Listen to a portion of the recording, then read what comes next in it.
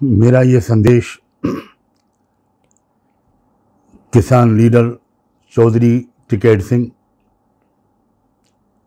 और दूसरे और तमाम लीडरों, संयुक्त किसान मोर्चे के तमाम लीडर्स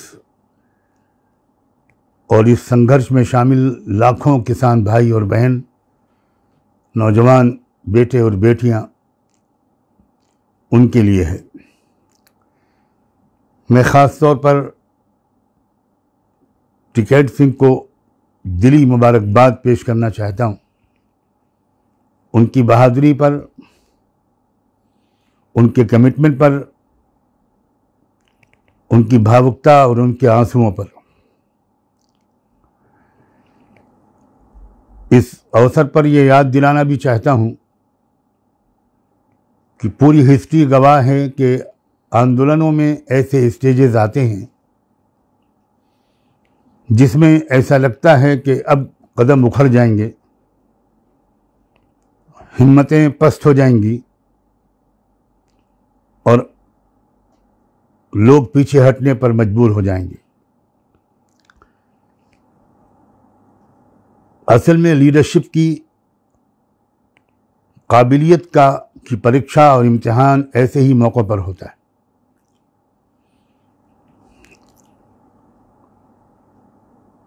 कोई शक नहीं कि एक षड्यंत्र के नतीजे में, एक ज़बरदस्त साजिश के नतीजे में 26 जनवरी की शाम से 27 और 28 जनवरी की शाम तक खतरे के बादल इस तारीख़ी संघर्ष पर मंडलाने लगे थे और गोदी मीडिया ने ये प्रोपेगेंडा करना शुरू कर दिया था कि आंदोलन ख़त्म और लोग वापस जा रहे हैं। यही मौका होता है लीडरशिप की मजबूती के और समझदारी के इम्तिहान का।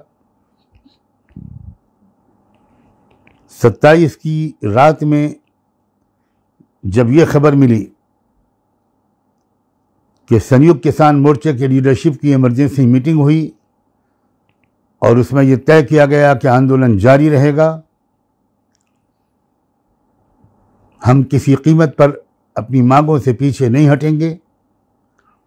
और कुर्बानियां देंगे, तब उम्मीद फिर से बहाल हुई और ऐसा लगा कि इस पहले इम्तिहान और परीक्षा में हमारी किसान लीडरशिप कामयाब हुई। उसके बाद कल 28 की शाम को जिस तरह घेराबंदी हुई, जिस तरह आर्म फोर्सेस ने हर तरफ से घेर लिया और एक ऐसा माहौल बन गया कि लगने लगा कि शायद कहीं कदम उखड़ न जाएं। उस मौके पर टिकैत ने अपनी ख़ानदानी बहादुरी का सबूत दिया। मैं इस कौम की बहादुरी से बहुत करीब से वाकिफ़ हूँ। इस कौम के बहुत बड़े लीडर चौधरी चरण सिंह मेरे बड़े भाई के गहरे दोस्त थे और उनकी बहुत कदर करते थे और अपने बड़े भाई मरहूम हफीज़ नोमानी साहब की वजह से हम लोग चौधरी चरण सिंह की ज़ात को, उनके सेकुलरिज्म को, उनकी धर्मनिरपेक्षता को, उनकी बहादुरी और ईमानदारी को और करप्शन से उनकी सख्त दुश्मनी को करीब से देखने वालों में से थे। उसी बहादुर कौम के एक फ़र्द हैं हमारे राकेश टिकैत और उन्होंने अपनी कौम की, ख़ानदान की रिवायात के झंडे को बुलंद रखा है। मैं यही रिक्वेस्ट करने के लिए हाज़िर हुआ हूँ, विशेषकर राकेश टिकैत साहब से और संयुक्त किसान मोर्चे के तमाम लीडरों से कि किसी कीमत पर वो कदम पीछे न हटाएं। थोड़ी कठिनाई झेलनी पड़ती है, झेलनी पड़ेगी, लेकिन उसके बाद भारत के इतिहास का एक वरक़ पलटेगा और हो सकता है कि वो सपना जो आज़ादी की लड़ाई में हमने और आपने मिलकर देखा था, एक ऐसे भारत का निर्माण जिसमें सबको बराबर के अधिकार मिले, जिसमें गरीबों को सर उठाकर जीने का हक मिले, जिसमें पूंजीपति गरीबों को लूट न सकें,